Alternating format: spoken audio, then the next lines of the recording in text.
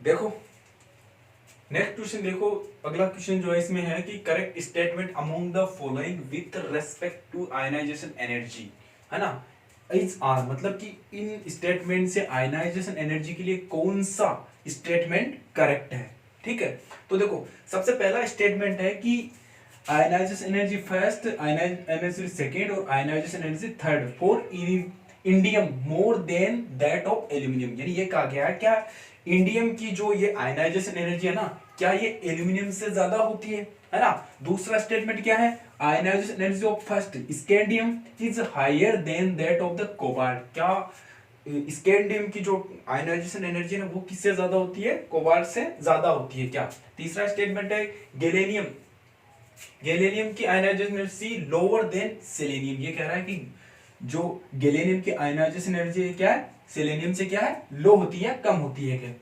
Last statement है ionisation energy of nitrogen is greater than that of the oxygen. क्या nitrogen की जो ionisation energy है वो किससे, ऑक्सीजन से क्या होती है, ग्रेटर यानी ज्यादा होती है क्या। तो सबसे पहले फर्स्ट स्टेटमेंट को देखते हैं, क्या इंडियम इंडियम की आयनाइजेशन एनर्जी क्या किससे ज्यादा होती है, एल्यूमिनियम से ज्यादा होती है क्या, बिल्कुल नहीं होती। देखो नहीं होती आयनाइजेशन एनर्जी क्या एल्यूमिनियम से ज्यादा, इससे इंडियम की नहीं होती है। देखो कैसे पता करें, देखो अगर इस तरह के क्वेश्चन कहीं पर भी आते हैं ना, तो पी ब्लॉक के अंदर क्वेश्चन आते हैं ना, तो सबसे ज्यादा बोरोन फैमिली वाले में ही पूछा जाता है, क्योंकि इसमें जितने ज्यादा वेरिएशन पाए जाते हैं ना वो किसी और पी ब्लॉक में नहीं पाए जाते। देखो इसके वेरिएशन के बारे में समझते हैं।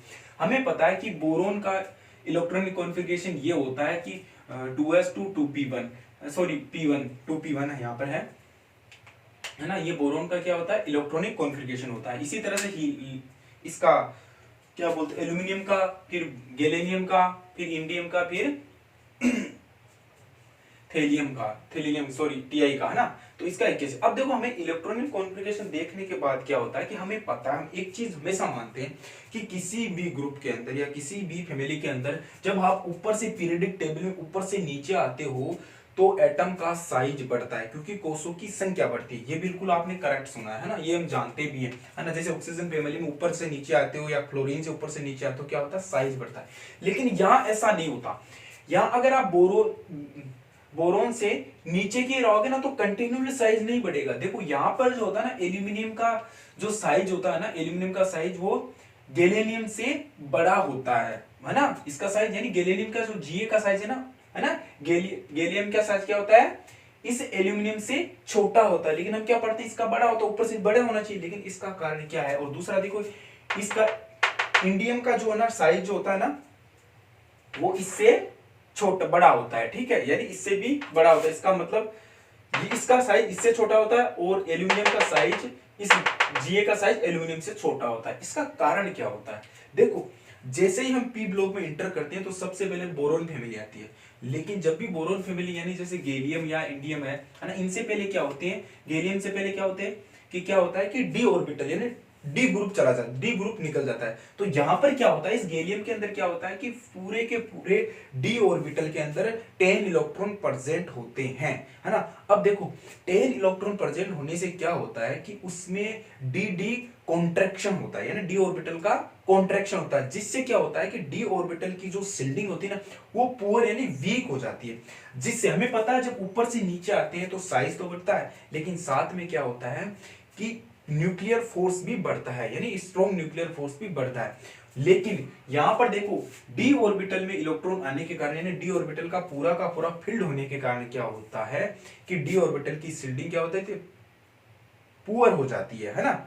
जिससे क्या होता है कि इसका size as compared to aluminium से छोटा हो जाता है, ठीक है, गैलेनियम का। इसका मतलब साइज छोटा, आयनाइजेशन एनर्जी भी ज्यादा, है ना। ठीक इसी तरह से मैं इंडियम की बात करूं, इसके टेंटेलम से या सॉरी ठीक है, तो इसकी बात करता हूं। देखो ये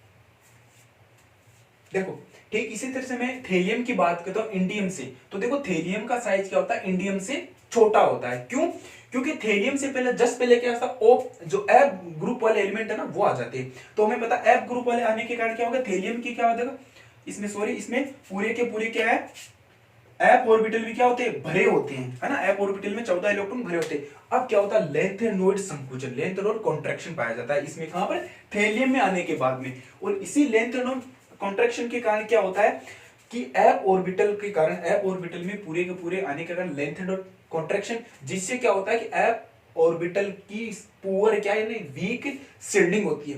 वीक शिल्डिंग होने के कारण क्या होता है कि जो स्ट्रॉन्ग न्यूक्लियर फोर्स है ना वो क्या करता है, इसके साइज को रिड्यूस कर देता है ना। ये इसका कारण है कि जो गैलियम इसकी एल्यूमिनियम की साइज जो होती है ना वो इससे ज्यादा होती है ना। इसकी साइज एल्यूमिनियम से कम होती है। यहाँ पर इंडियम की साइज जो होती है ना उससे थेलियम से ज्यादा बड़ी होती है। बल्कि हम पढ़ते हैं ऊपर से नीचे आने पर क्या साइज बढ़ती है, क्योंकि कोषों की संख्या बढ़ती है। हालांकि यहाँ पर कोष तो बढ़ रहे हैं, लेकिन क्या होता है यहाँ पर डी कॉन्ट्रैक्शन, यहाँ पर एफ कॉन्ट्रैक्शन या लेंथेनोइड कॉन्ट्रैक्शन के कारण क्या होता है, इसका साइज रिड्यूस हो जाता है।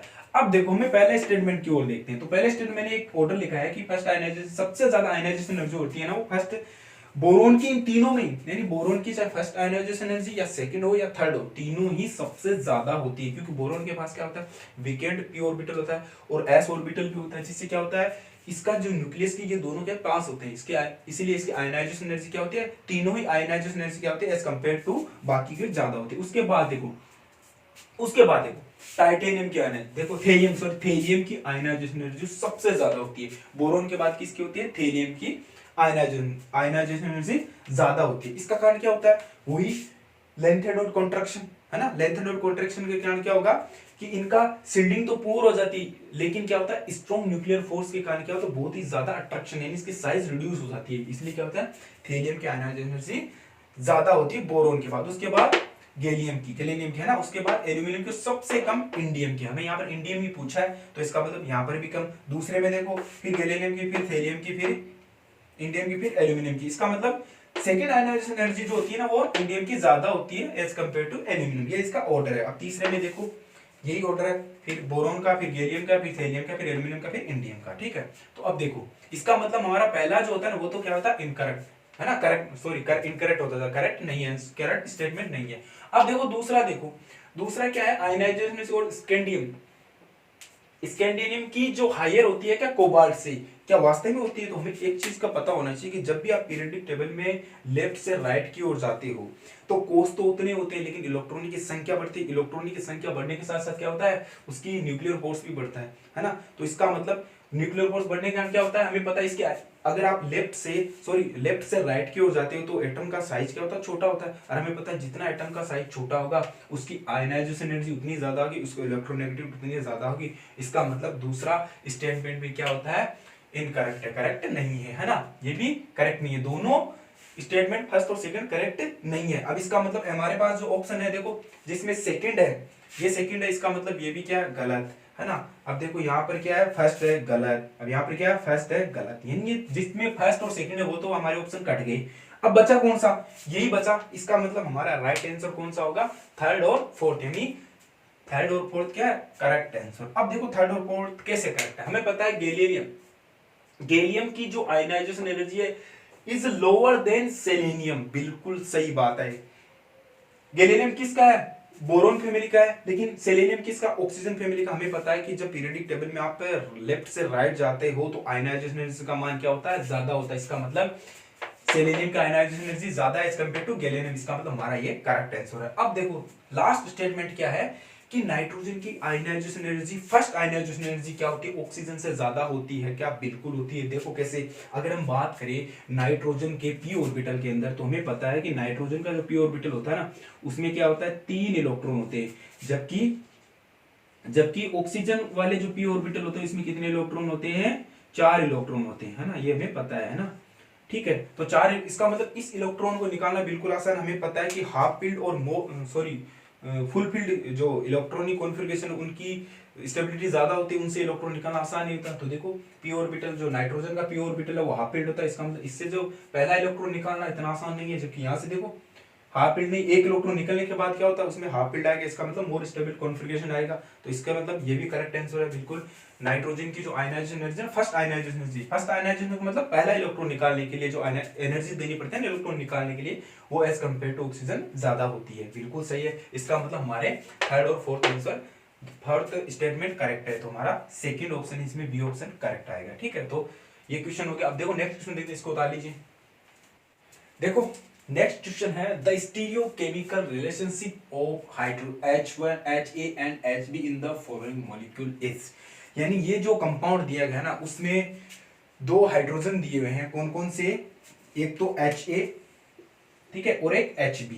तो इन दोनों के बीच में हमें क्या बताना है, रिलेशन बताना है कि इनके बीच में रिलेशनशिप क्या है। तो सबसे पहले देखो इस तरह के कंपाउंड का सबसे पहले ट्रोपोसिटी चेक करोगे, क्या ये कंपाउंड हेमोट्रोपिक है या हेटेरोट्रोपिक है ना। तो इसके लिए क्या करोगे, सबसे बेस्ट है कि हमें पता है कि किसी भी मॉलिक्यूल में अगर हम ट्रोपोसिटी चेक करते हैं तो हम क्या करते हैं उसमें एक्सेस पास करते हैं। जैसे मान लो हमारे पास कोई कंपाउंड है, जैसे ये 3 मेंबर रिंग है ना, और इसमें 2 मेथिल ग्रुप लगे हुए हैं, है ना, ये देखो ऐसे मेथिल ग्रुप लगे हुए हैं। हमें पता है ये जो 3 मेंबर रिंग होती है ना, ये कैसी होती है, यूं होती है, यूं, है ना, सोचो ऐसे, है ना, यूं होकर ऐसे होती है। और ये जो मेथिल ग्रुप है ना, ये दोनों प्लेन में लगे हुए हैं, इसी मेथिल ग्रुप के प्लेन में लगे हुए हैं, ऊपर नीचे, अब वेज बेस पर नहीं है, सोचो प्लेन में लगे हुए हैं। तो अगर हमें इसमें एक C2 पास कराते हैं, यानी यहाँ से बस C2 पास यहाँ से होगी, चलो प्लेन में मानते हैं, तो एक तो वेज पर मान लेते हैं और एक क्या मान लेते हैं, डैश पर मान लेते हैं, यही होता है ना, ठीक है। यानी एक ऊपर है और एक नीचे की ओर है। तो हमें पता है कि ये वाला नीचे और ये वाला ऊपर, ये देखो ये वाली हमारे पास ये क्या रिंग हो गई, ये रिंग हो गई, और ये एक नीचे एक ऊपर। अब देखो अगर आप इसमें से C2 पास करवाते हो, इसमें से क्या करवाते हो, C2 पास करवाते हो, तो क्या C2 पास कराने के बाद मोलिकुलर, मुझे ये मोलिकुलर क्या एज इट इज वैसा का वैसा दिखता है जो पहले दिखता था। तो देखो जरा, अगर मैं यहाँ C2 पास करवाता हूँ तो देखो ये इस तरह से मेथिल ग्रुप था, सोचो कि ये ऐसा रहा और ये 3 मेंबर रिंग होगी, ठीक है। तो ये मेथिल ग्रुप नीचे, ये मेथिल ऊपर था। मैं इसको C2 पास कराता हूँ, देखो बिल्कुल ऐसा कैसा दिखेगा, ये वाला ऊपर आ जाएगा, ये वाला नीचे आ जाएगा, इसकी जगह आ जाएगा, ये वाला इसकी जगह, लेकिन हमेशा ऐसा कैसा ही दिखेगा। इसका मतलब C2 पास कराने में हमें क्या दिखेगा, ऐसा कैसा ही में दिखेगा। यानी ये वाला तो नीचे चला जाएगा मेथिल ग्रुप, और ये वाला क्या जाएगा, ऊपर की ओर। तो हमें इनके बीच में हूबहू ऐसा का ऐसा ही में मॉलिक्यूल, सॉरी ये वाला, ये मेथिल ग्रुप, सोचो एक मिनट, जैसे मान लो ये नीचे की ओर है ना, तो हमने क्या किया, ये C2 पास कराया, तो ये तो ऊपर की ओर आ गया और ये नीचे की ओर आ गया। यानी ये जो ऐसा समझ लो मेथिल 1 है और ये मेथिल 2 है, तो मेथिल 1 यहाँ आ जाएगा, है ना, और मेथिल 2 इसकी जगह चला जाएगा। तो हमें इसका मतलब हमें ये 1 और 2 तो इनको रिप्रेजेंट करने का लिए है ना, इसका मतलब हमें मॉलिक्यूल के बारे में पता नहीं चल रहा है C2 पास कराने के बाद सेम ऐसा कैसा इन्वायरमेंटल आ रहा है, इक्विवेलेंट हो रहे हैं एक दूसरे के। तो इसका मतलब जब किसी मॉलिक्यूल में C2 पास करवाते हो और C2 पास करने के बाद मॉलिक्यूल ऐसा का ऐसा रह जाए, वैसा का, उसका मतलब वो क्या, होमोट्रोपिक। अगर ऐसा ना हो तो क्या बोलते हैं, हेटेरोट्रोपिक। जैसे मान लो यहाँ पर हम क्या करते हैं, इसी मॉलिक्यूल पे ये दोनों जो मेथिल ग्रुप है एक साइड लगा देते हैं, सोचो कि ये भी वेज पे लगा दे, देखो इसका मतलब दोनों ही मेथिल ग्रुप क्या, ऊपर की ओर। अब देखो जब आप यहाँ से C2 पास कराओगे तो दोनों के नीचे चले जाएंगे, तो इसका मतलब क्या हुआ, हमें सेम इन्वायरमेंटल नहीं मिलेगा, सेम जैसा मॉलिक्यूल नहीं मिलेगा जैसे पहला था। तो इसका मतलब क्या, हेटेरोट्रोपिक है। यानी किसी भी मॉलिक्यूल में अगर आप C2 पास कराते हो और मॉलिक्यूल का कॉन्फ़िगरेशन सेम वैसा का वैसा आ जाए, पता भी ना चले कि उस मॉलिक्यूल को रोटेट करवाया नहीं करवाया, तो उसको क्या बोलोगे, होमोट्रोपिक। अगर C2 पास कराने के बाद मॉलिक्यूलर का जो चेंज हो जाए, स्ट्रक्चर चेंज हो, जैसे मान लो ये नीचे था, ये ऊपर था, ये फिर नीचे होगा, इसका मतलब ये क्या, हेटेरोट्रोपिक होंगे। यानी C2 पास कराने के बाद क्या,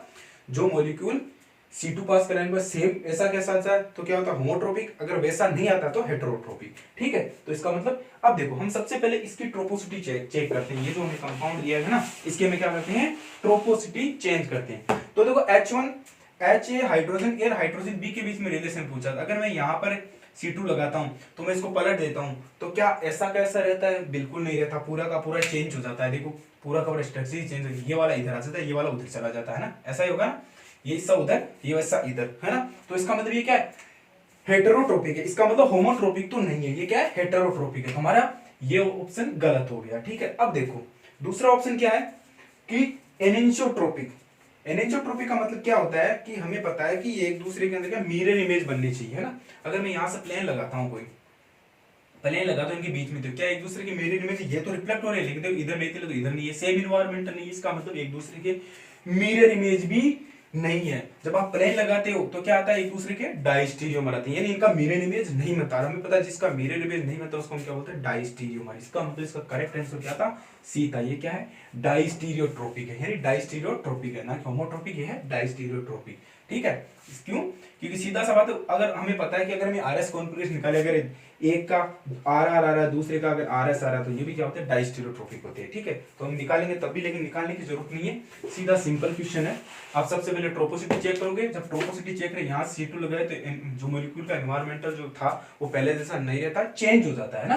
क्योंकि जब यहाँ C2 ये इधर का इधर आ जाएगा, ये उस साइड चला जाएगा, है ना। कैसे भी लगा दो ऐसे करके, ठीक है। और दूसरा बात, अगर हम प्लेन लगाए तो प्लेन लगाने के बाद क्या होता है, ये एक दूसरे के मिरर इमेज भी नहीं हो रहा है। इसका मतलब ये कौन सा है, डाइस्टीरियोट्रोपिक। हमारा करेक्ट आंसर क्या था, डाइस्टीरियोट्रोपिक था। ये 4 नंबर में आया था ये क्वेश्चन, बहुत ही आसान क्वेश्चन था, ठीक है। तो आज नेक्स्ट क्वेश्चन देखते हैं। The correct statement for the orientation of the bromine atom in the most stable conformation A and B। हमें ये बताना है कि सबसे मोस्ट स्टेबल जो ब्रोमीन की जो कॉन्फॉर्मेशन होगा इन दोनों स्ट्रक्चर में कौन सी होगी। तो ये हमें पता है, ये जो 6 में बनी है साइक्लिक फॉर्म में होती है, चेयर फॉर्म में होती है, सॉरी चेयर फॉर्म में होती है। देखो चेयर फॉर्म में क्या होता है कि देखो हमें पता है कि जब भी कोई चेयर फॉर्म हमें ड्रॉ करते हैं तो उसमें क्या होता है कि हाइड्रोजन, जैसे यहाँ पर एक जेल इक्वेटोरियल पर क्या लगे होते हैं, हाइड्रोजन लगे हुए होते हैं, है ना।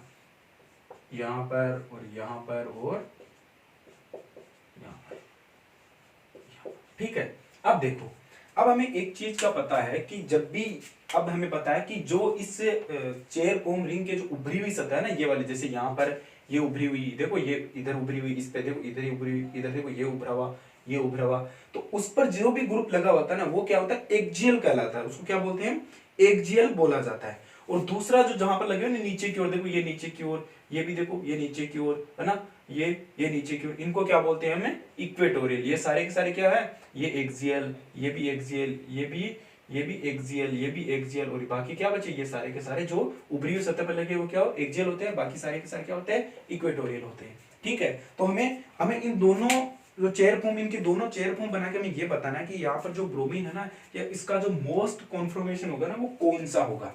तो देखो इनकी अगर मैं इसकी में चेयर फॉर्म ड्रॉ करता हूँ, है ना, देखो पहले कंपाउंड की चेयर फॉर्म ड्रॉ करता हूँ, तो देखो जरा कि इसकी जो चेयर फॉर्म की होगी वो कुछ इस तरह से होगी। तो देखो हमें पता है कि 1,3 पर क्या लगा हुआ है, ब्रोमीन लगा, यानी ये 1, ये 2 और ये 3 है। 1,3 पर क्या है, ब्रोमीन लगा हुआ है ना, 1 और 3 पे। बोल देखो मेथिल ग्रुप दोनों क्या है, VH पर है। VH का मतलब क्या होता है कि देखो मैंने दो हाइड्रोजन, हमने कहा कि जो हाइड्रोजन नीचे, अगर हम मान लो यहाँ पर देखो ये हाइड्रोजन लगा हुआ है, ये हाइड्रोजन लगा हुआ है, ये हाइड्रोजन लगा हुआ है, ये हाइड्रोजन लगा हुआ है, ये ऊपर की ओर हाइड्रोजन, ये हाइड्रोजन, ये हाइड्रोजन और ये हाइड्रोजन और ये हाइड्रोजन और ये हाइड्रोजन।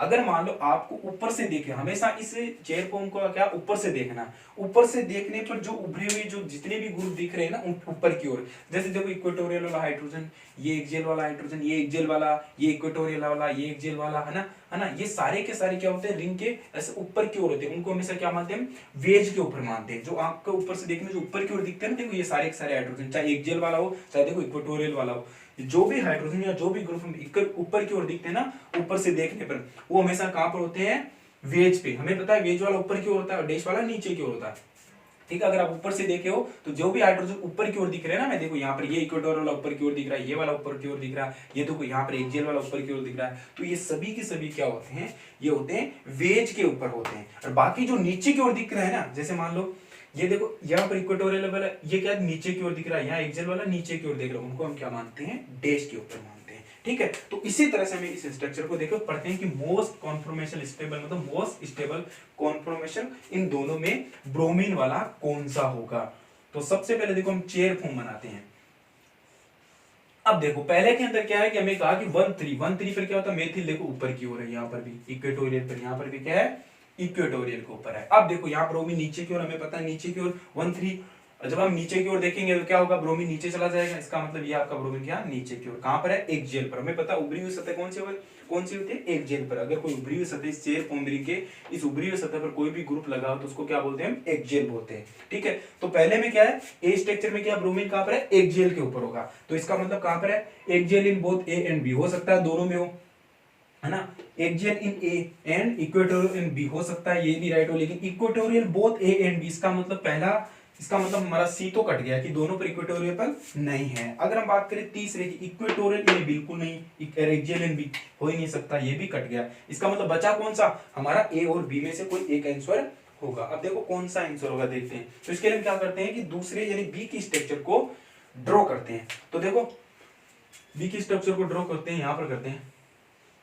अब देखो यहां पर देखो 1,3 है ना, ठीक है, बन गया लगभग 1,3 देखो मेथिल ऊपर की ओर है, इसका मतलब एक्सियल के ऊपर। अब देखो, अब यहां देखो, यहाँ क्या ब्रोमीन है, ब्रोमीन देखो ये भी ऊपर की ओर दिख रहा है, ये भी देखो ब्रोमीन यहाँ पर रहा। ठीक है, अब देखो ये वाला, ये 1 2 देखो 1 2 3 ये वाला मेथिल ग्रुप यहाँ पर है ना, ये वाला 1 2 3 4 सॉरी 1 2 3 4 यहाँ पर है, ये कौन सा है, एक्सियल पे, ये नीचे की ओर होगा ये वाला। ठीक है, तो हमें, या फिर इसको स्ट्रक्चर को ऐसे ना बना, ऐसे बना लो कि यहाँ पर एक साइड, क्योंकि ये मेथिल ग्रुप यहाँ पर नहीं होगा, है ना, क्योंकि स्टेबल नहीं होगा। कौन, हमें ये बताना है कि इसमें स्टेबल कॉन्फॉर्मेशन कौन सी होगी। तो देखो हम क्या करते हैं, 1,3 इस मेथिल, क्योंकि ये तो एक साइड में है ना, तो देखो इसको ऐसे बनाते हैं।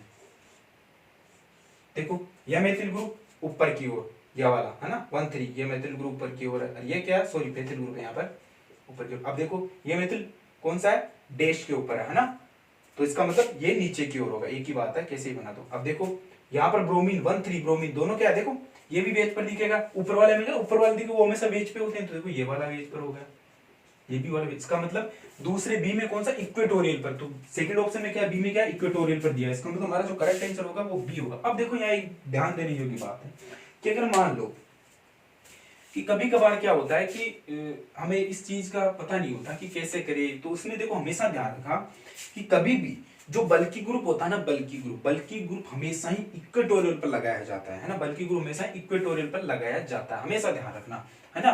क्यों, क्योंकि मान लो आप पीएच आ जाए तो हमेशा क्या, हमेशा इस चेयर फॉर्म में बल्कि ग्रुप को हमेशा इक्वेटोरियल पर रखना, क्योंकि हमें पता है यहाँ पर अगर मान लो यहाँ पर जो हाइड्रोजन है ना, इसका क्या होगा, यहाँ पर तो यहाँ पर कोई ग्रुप लगा, इसका क्या होगा, इस एक्सियल पोजीशन का रिपल्शन होगा, तो इसका मतलब इसकी स्टेबिलिटी कम होगी। लेकिन हम दोनों में क्या बताओ, स्टेबल कॉन्फॉर्मेशन बताना है, तो दोनों के स्टेबल कौन क्या होगा, पहले के अंदर क्या होगा, एक्सियल पे होगा, तो ये स्टेबल होगा, है ना, क्योंकि दोनों के दोनों मेथिल ग्रुप इक्वेटोरियल पर ज्यादा स्टेबल है ना कि दोनों के दोनों एक्सियल पे ज्यादा स्टेबल है। ब्रोमीन हो सकता है ना, ठीक है। अब देखो, और दूसरे में क्या है, ब्रोमीन कहां पर है, इक्वेटोरियल पर, क्योंकि मोस्ट स्टेबल कॉन्फॉर्मेशन क्या होगी, सेकंड में बी में क्या होगी, अगर ब्रोमीन कहां पर होगा, इक्वेटोरियल पर होगा। तो हमारा करेक्ट आंसर कौन सा था, बी ऑप्शन, ए में क्या एक्सियल और बी में क्या इक्वेटोरियल। ठीक है, तो उतारो नेक्स्ट क्वेश्चन देखते हैं।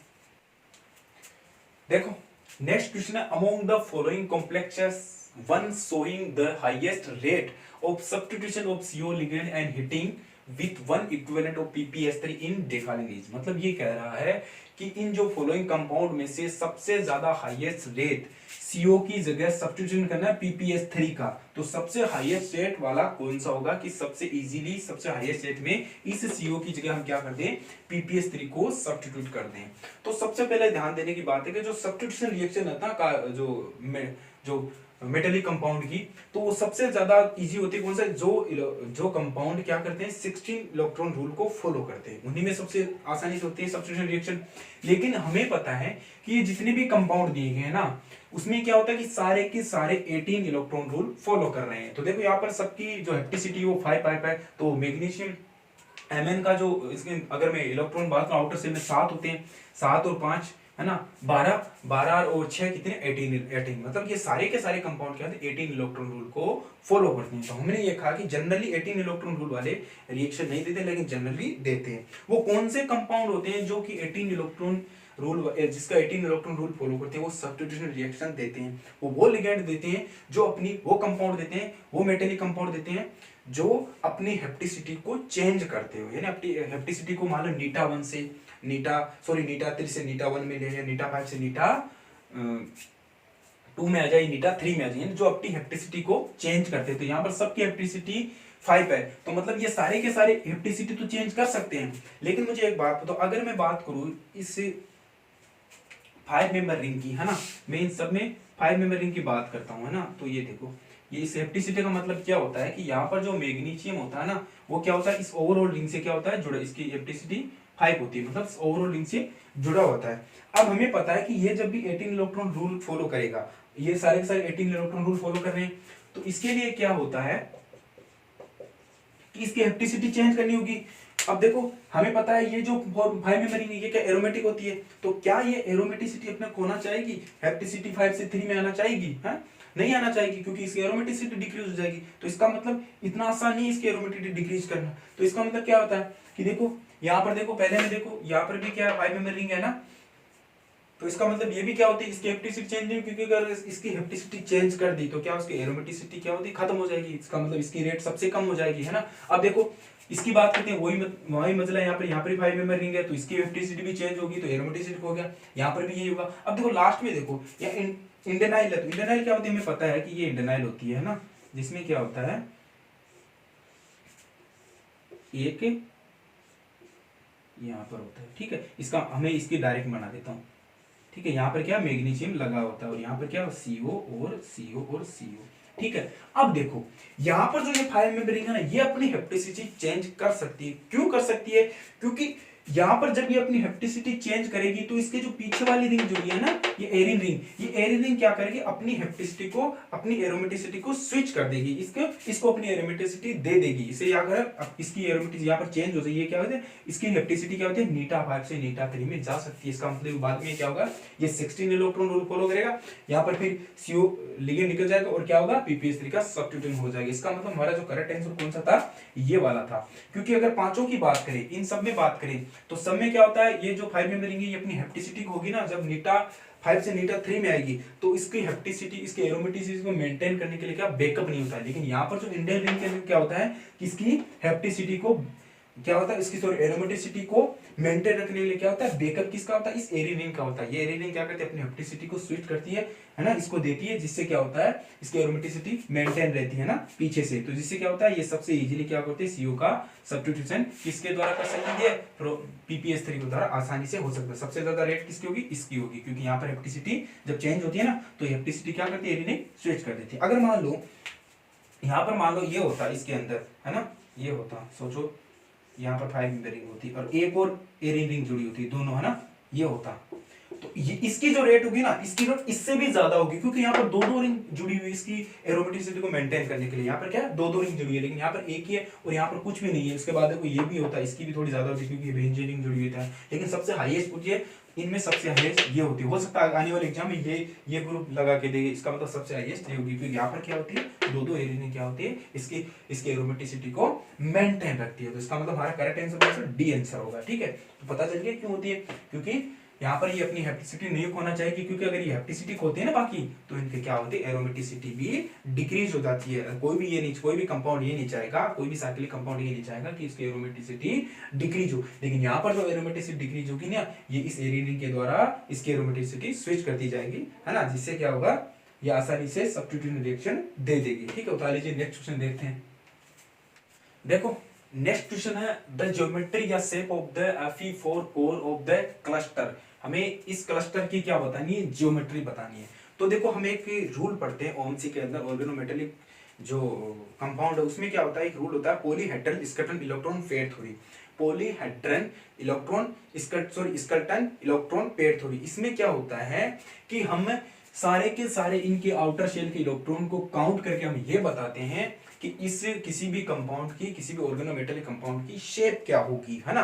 हम क्या करते हैं, इसके इलेक्ट्रॉन को काउंट करके हम ये बताते हैं इसकी शेप क्या होगी। कुछ मिंगो रूल्स भी होता है जिससे हम बताते हैं इसकी शेप क्या होती है, ठीक है। तो उसी का एक सवाल था, तो मैं सिंपल सा था, हमें ये पता होना चाहिए कि अगर हम सबसे पहले इसके इलेक्ट्रॉनों को काउंट करें, तो देखो हमें पता है कि जो आयरन का आउटर शेल में कितने इलेक्ट्रॉन होते हैं, 8 इलेक्ट्रॉन होते हैं। तो ये कितने हो गए, 8 प्लस 8 इंटू 4, क्योंकि 4 आयरन है, और ये क्या कार्बन क्या है, एक अनएब्सोल्यूटेड स्पीशीज, यानी अनएफिलिएटेड स्पीशीज का मतलब क्या होता है, अगर कोई बिना किसी वैलेंसी के कोई भी, जैसे मान लो हाइड्रोजन हो चाहे ऑक्सीजन हो, ये अगर इसमें एडिशन हो तो इसके भी आउटर जो सेल है इसके इलेक्ट्रॉन काउंट किए जाते हैं। हमें पता है कार्बन के कितने होते हैं, 4 होते हैं, तो प्लस 4 प्लस, अब देखो यहाँ कितने 12 इंटू 2, हमें पता है कार्बोनिल क्या होती है, 2 इलेक्ट्रॉन देती है, और 2 किसका, इसका नेगेटिव चार्ज। तो ओवरऑल इलेक्ट्रॉन काउंट इसके कितने 62 इलेक्ट्रॉन होते हैं। ठीक है, तो अब देखो ये जो polyhedral skeleton electron pair theory है वो ये कहती है, हमें पता है कि एन की वैल्यू कितनी है, एन की वैल्यू कितनी यहाँ पर 4 है ना, एन की वैल्यू कितनी है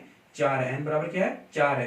तो 4 के लिए हमें ये कहा गया था कि अगर हम इलेक्ट्रॉन काउंट करें तो इलेक्ट्रॉन क्या कहाँ हो गए, देखो अगर मान लो इलेक्ट्रॉन 16 इलेक्ट्रॉन हो, हमने यहाँ पर किस 62 इलेक्ट्रॉन काउंट किया, अगर मान लो दूसरा क्या हो 62 इलेक्ट्रॉन हो, तीसरा क्या हो 64 इलेक्ट्रॉन हो, है ना 64 इलेक्ट्रॉन हो, है ना। अब देखो 60 के लिए कौन सी, अगर मान लो 16 इलेक्ट्रॉन होते इसके लिए कौन सी स्ट्रक्चर होती, उसके लिए होती टेट्राहाइड्रल होगी, और 62 के लिए कौन सी होगी, बटरफ्लाई यानी बटरफ्लाई स्ट्रक्चर होगी, और 64 के लिए कौन सी होगी, स्क्वायर प्लेनर। ये क्या होते हैं, polyhedral skeleton electron pair theory के अकॉर्डिंग हम क्या करते हैं कि इनके सारे के सारे इलेक्ट्रॉन काउंट करके हम क्या करते हैं, उस मॉलिक्यूल की शेप के बारे में बताते हैं, है ना। तो यहाँ पर अगर हम इलेक्ट्रॉन काउंट करें ओवरऑल कितने 62, इसका मतलब 62 जो बताया इनकी वैल्यू 4, इसका मतलब या तो टेट्राहाइड्रल होगी 60, अगर 16 इलेक्ट्रॉन उसके लिए टेट्राहाइड्रल, 62 है इसका बटरफ्लाई, और 64 है तो स्क्वायर प्लेनर। तो यहाँ पर कितने 62, तो 62 इसका मतलब इसकी शेप क्या होगी, इसकी शेप क्या होगी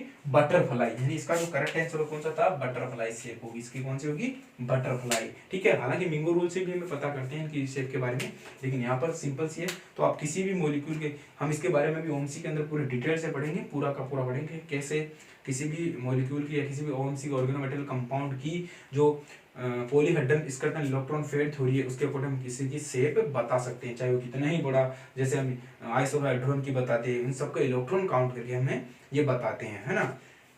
ठीक है, तो आज के लिए इतना ही, नेक्स्ट क्वेश्चन देखेंगे। ठीक है, तो उतार लीजिए, धन्यवाद, थैंक यू।